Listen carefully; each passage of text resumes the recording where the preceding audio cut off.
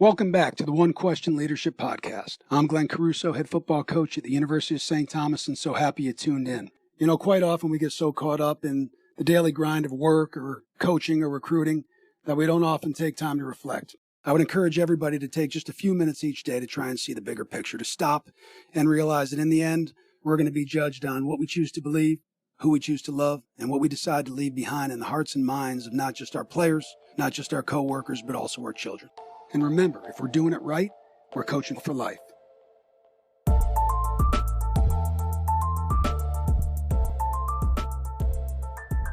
Greetings, this is Ty Brown, and welcome to the One Question Leadership Podcast, where we highlight executive leadership in college athletics. Today's episode was recorded at the 2024 American Volleyball Coaches Association's National Convention. Our guest is Penny Lucas-White. Penny is the head volleyball coach at Alabama State. Take a listen. We're here at the 2023 AVCA National Convention, and I'm joined by Penny Lucas-White. Penny is the head volleyball coach at Alabama State. Greetings, Penny. Thanks for joining us. Oh, thanks for having me. Now, Penny, what I understand about you is that you're a leadership coach. I am. Leadership sounds like in the offline conversation of the utmost importance to you. Absolutely. If you were to summarize your leadership philosophy in a sentence or two, what would it be? And I'm going to give you mine. Okay. And then you give me yours. People who've heard me interview or talk know what mine is. And it's just that the role of a leader is to create and maintain an environment that people want to be a part of. Absolutely. Okay. I believe that I'm a relational leader. Okay. I believe that I'm also a servant leader. I'm not just here to have you follow me. I'm here to grow you and to show you how great you are. Right. So I think it's important that it's not me feuding. I want you to do this, this, and this. It's collaborative. I talk to Generation Z and I talk about what it is they want to experience. The next 4 months we're together and we talk about that. So what does that look like on a day-to-day basis? And through that is how we evolve into our collective values and how we're going to get there. We create a mission, we create a vision, and then we create words that's going to describe their behavior every day. Okay. Yeah, which I think is excellent. You told me you in 2016. Yes. Spent some time with John Maxwell. I sure did. I invested in myself, my professional development. I felt like I was communicating, but I wasn't connecting with my student athletes. So I took time, spent my own money, and I go down to Orlando, Florida. I spent a week with so many different coaches, leaders in every industry there is. But I had so many aha moments that it changed the way I looked at my leadership and how I lead. And I've had a lot of fun since then. What's interesting is you've been in the industry, you've been in the coaching profession for 35 years, something like that, yes. Right? Head coach for a little over 30. Yeah. Right? And so there's significant leadership experience in there. But I guess you said 7 years ago, you start feeling like, I got all this experience. I have all the credibility in the world. I've played games, won, lost, but I feel like there's something missing. There was something missing. Right? I wasn't connecting. So there's an introspective aspect to it that I think a lot of people in our country specifically, but maybe in the world, but our country specifically don't have, right? Thinking introspectively that there's something missing here. And so the onus was on you. You took it on yourself Absolutely. To go down there. Absolutely. And he said it's been fun ever since. It's been a lot of fun. And I think it's changed the way I treat an issue, a problem. And what you see is a lot of coaches my age are stepping down. They're stepping out because they don't listen, they don't this, and it's becoming frustrated. It doesn't have to be frustrating. And I think the minute we stop being student of the game is the minute you need to step aside. The minute I found a different way of seeing how I coach or how I want to be seen, the legacy that I want to leave for all the young people that I impact, then it changed the way I walk every day, the way I talk every day, the way I do things. And it's been a lot of fun. Yeah, that's super interesting. Culture is that's my niche. Right, culture is your niche. And this year, did you feel, and I'm trying to interpret what you said offline. You felt like there was a cohesiveness to the team this year. This team was extremely special. Okay, tell me about that. And I think it's in the method and the system in which I approached. Mm-hmm. We read the book over the summer called Pound the Stone. It's about a young man that played basketball. We go through his entire 4 years of high school. But it was all the small lessons that was learned throughout those 4 years. Very, very relatable to my student athletes today. We met on a Zoom call periodically, and the girls get to talk about what that lesson meant to them or what that experience meant, whether we have limited belief systems, whether we have negative self-talk, whether how we look at ourselves in the mirror. All those things are relatable. So we did that, laid great groundwork. Then we talked about how do you want to handle that when you're in the middle of a match or you're in the middle of practice and you know that you're having some negative self-talk. And so then we talked about that. And so then I talk about what champions do. See, champions talk to themselves. They don't listen. They already know how to talk to themselves. But people that struggle with confidence, they listen to that negative vampire. So there's a difference. So we did all of that. This group bought in. Then we created words that when we say those words, it changes the environment, or we regroup, we reset, we breathe, and then we continue competing. Yeah. With that being said alone, that creates accountability. Mm-hmm. When you talk about ladies or women, guys hold each other accountable all the time and they'll knock each other around. Women have to, feel valued before you can hold them accountable or before you can put their backs up against the wall. We got to a place where this group was able to hold themselves and each other accountable. So when the student athlete can self-police themselves, my job's easy at that point. So we did all that. And that's why I say culture is so important. It allowed them to create the environment that then breeds the experience that they want to have. And we went 16-0 in conference. Which is excellent. It does make me wonder, is that the 2016 to now? Yeah. Because I'm sure you've had other sets of teams and seasons where you felt good about them. But is that the evolutionary process of your leadership? Because what's set it apart this year that wasn't in place since 2016, 17? 2016, 2017, we went undefeated both years. We were undefeated in regular season all the way through conference play. They were good kids, not necessarily all bought in, not necessarily committed, may have done some things on the side. Being kids, they were being kids.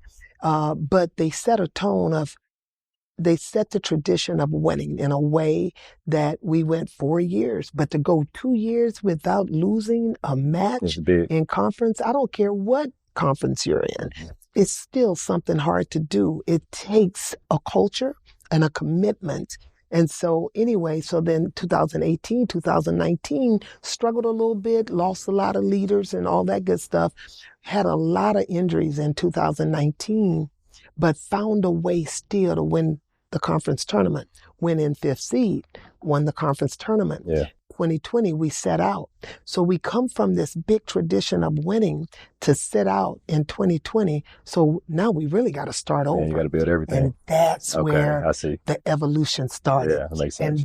And this the same group that I just finished with, that they were all seniors. I had 9 of them. Wow. So it was great, a great group coming through COVID, finding a way to win and really creating a family environment.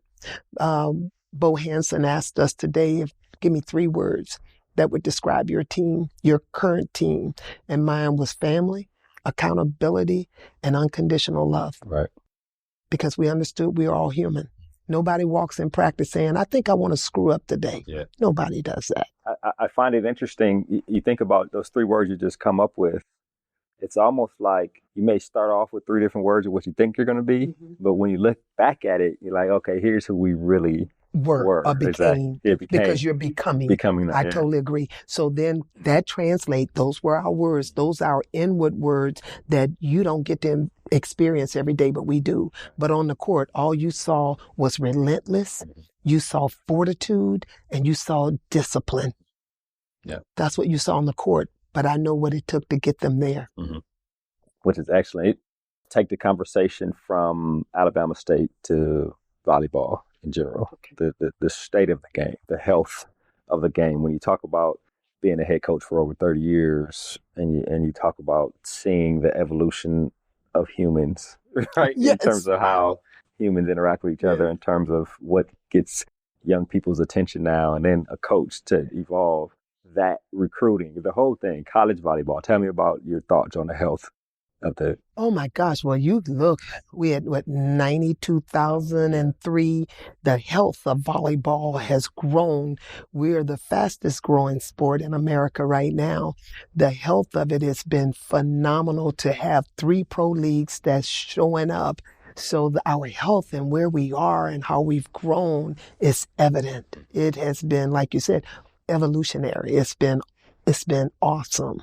Yeah, I think that's amazing. Yeah. Because everybody I've asked that question feels the same. Gosh. So for the profession to feel like that means it's been amazing. And it's not just that it happened in Nebraska. We've had so many different places break records. I like the fact that you had people break records in Nebraska, but Coppin State and HBCU broke records there as well. My gym stays packed. I'm just standing room only. Yeah, right. But it's not nearly as large as some of the other venues, but it has totally grown. Yeah. Yeah. I wonder about NIL, transfer portal, all these things that you hear talking about, tossed back and around. But I saw recently quotes from one of the presidents of an HBCU, and they're like, "Hey, look, this conversation is different for us, right?" So talk to me about that. Yeah, your perspective. I don't know how to feel sometimes now. The transfer portal, I think what has happened here, I think our kids, our student athletes deserve something for sure, because so many people have profited. They profited from their athleticism and from their contributions. So many schools have made so much money. Absolutely. I'll say to myself, obviously I was born the wrong time. Yeah, right.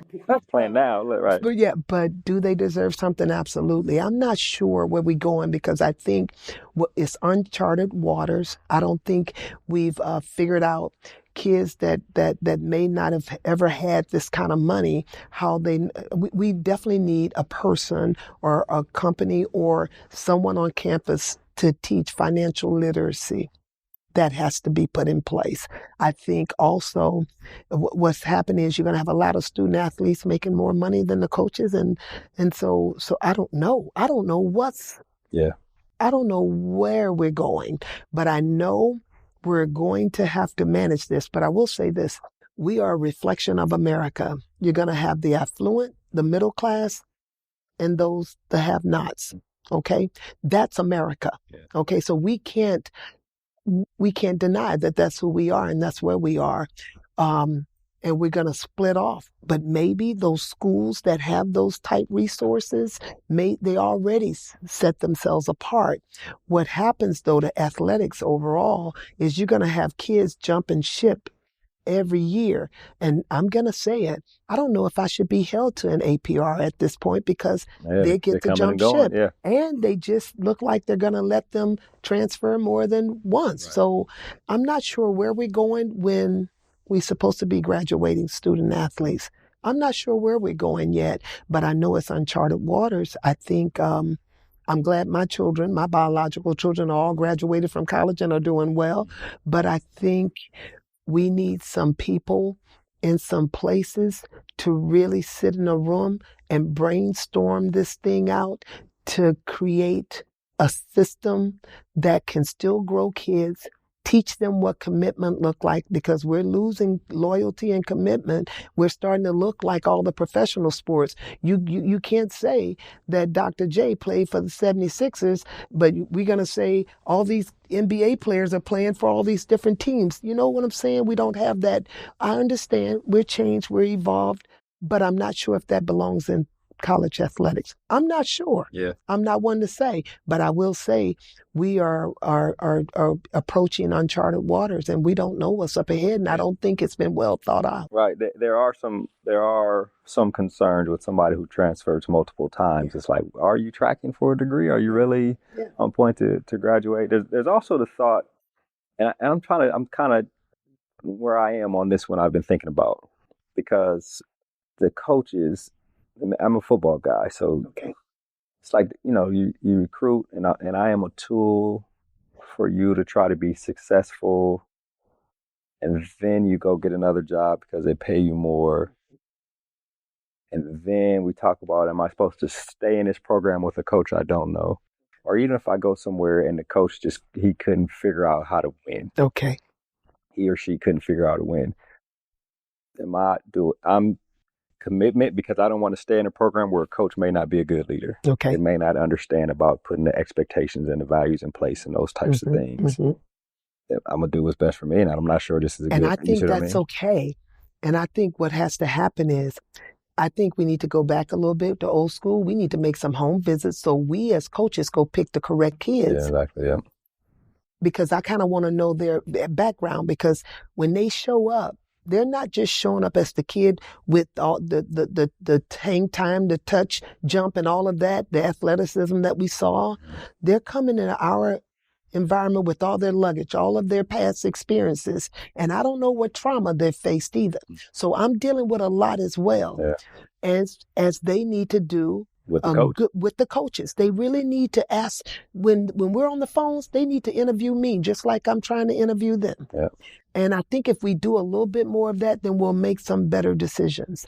Do I think some kids may need to graduate and they thought the program was something because maybe the coaches sold them a pipe dream and it wasn't like that when they got there?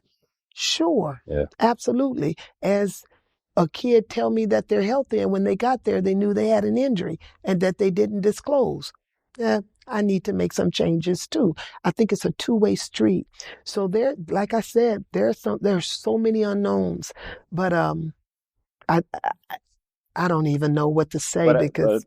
There's some things I agree with what you're saying, because what is the purpose for you being in college right now? It should be exactly to graduate with a degree for your next 40 years. Volleyball? Are you here to play football? Right. What is your purpose? And so there is some soul searching that everybody needs to do in terms of understanding why you're on this college campus. Well, my next question is, they were making the kids come in that had to do 1 year before they went to the NBA or the NFL. So where does that go now? Right. Because if they're not in it for the degree, and then you have why would I go pro right now when I can make $1 million as a college student athlete? Why would I leave, bro? I'll stay in this conversation. Now, the NBA, I haven't studied enough to understand why you had to be 19 and 1 year out. NFL, it's part of it is a physicality thing. Okay. You want the guys to be. That makes sense. You know what I mean? Because you don't want to be 18-year-old playing with these guys. Yeah. Okay. That makes sense. HBCUs. Yes. We're talking about going in 15 seasons, Alabama State, and you've mentioned Coppin State in attendance. What are your thoughts on how HBCUs have carved, are carving, and will carve out this niche in the industry of college athletics with all the changes that are happening? Yeah, I'll be the first person to say, and I'm going to say it, I think Prime Time, I think Deion Sanders opened doors that we're seeing. And it has opened doors where now we are on ESPN's, all the different networks where our kids are being seen. Yeah. And they're good. And if you keep watching, we're beating teams that are outside of HBCUs. Yeah. But they're good. And we have qualified coaches, educated coaches, good coaches doing their jobs.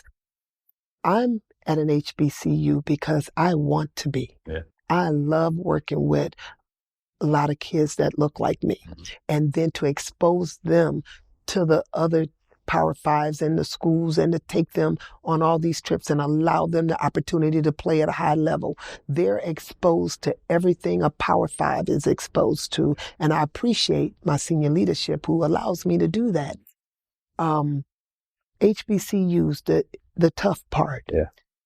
What happens now with NIL? What happens now with the cost of attendance? What happens now just with us all being divided in different budget systems, divisions? Yeah. We're going to have to find a way to make one. Yeah. We're going to have to find a way to make one. We always have. Yeah. So we will. Yeah, I think that's excellent. I'll ask these last two questions and then we'll wrap. First one is, if you could make up, change, or get rid of any rule in the game, whether it be on the field or off the volleyball game, what would you do? That is a great question. You know, we had a big discussion about this today. And just thinking about it, this is what I would really change. And I think after the dialogue and everything, I would let a lot of doubles go and let the people play. Let the kids play. Because the level of the tightness of how one ref may call a game one night is totally different how loose another ref's going to call a game the other night. Unless it's egregious, let it go.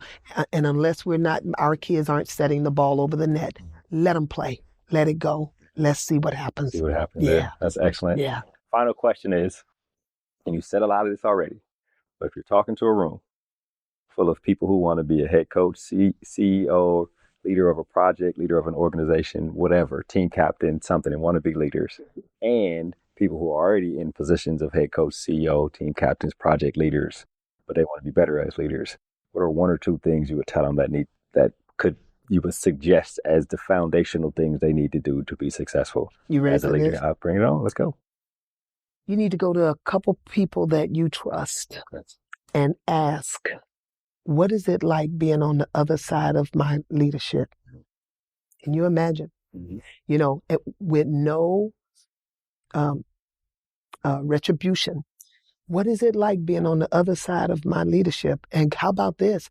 If you don't want to ask that to where you work, ask your wife, right, or your husband or your kids, because then you'll really see, Ryan Leake says, you'll see what type leader you are. Yeah. If somebody could tell you, you know, Mom, we never know what we're going to get. You know, we never know and consistency is important. Something else that John Maxwell, when I believe in the 15 invaluable laws of growth, we want to learn how to grow, being intentional. So what end in mind do you want? And the law of intentionality tells me that the things that I do, I want to be very intentional about how I approach certain things. But when you find out what it is to be on the other side of your leadership or relationship, you'll change some things if they're honest with you. Yeah. And then number 2, be a student of the game. 21 irrefutable laws of leadership to teach you that as well. So I'm a big John Maxwell fan, and I'm a big believer in leadership, and I walk in it. I don't just talk about it. I walk it. Yeah, which is excellent. Well, Coach, I really appreciate you joining us here. Can I leave you with one more? You sure can. Let's get it. Everything rises or falls on leadership, because at the end of the day, nobody's going to remember who my assistant coaches were. They're going to fire me. Everything rises and falls on leadership. Everything rises and falls on leadership. Yes, ma'am. Appreciate you joining us. Thank you. That was Penny Lucas White. Penny is the head volleyball coach at Alabama State. And of course, I am Ty Brown with one question. And keep in mind, the role of a leader is to create and maintain an environment that people want to be a part of. And as always, be better tomorrow than you are today.